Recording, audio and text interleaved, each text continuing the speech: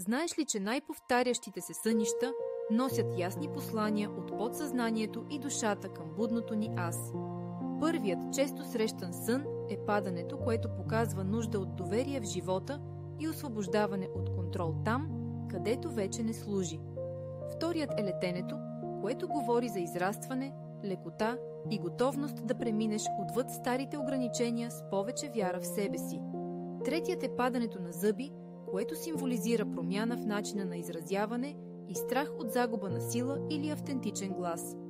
Четвъртият е преследването, което показва потиснат страх или тема, която чака да бъде видяна и интегрирана с нежност и граници.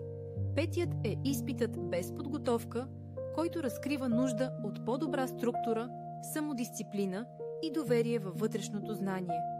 Шестият е водата като бурно море или вълни, което отразява емоционални приливи и необходимост от по-спокойни вътрешни брегове. Седмият е срещата с починал близък, която носи утеха, завършване и усещане за продължаваща връзка отвъд видимото.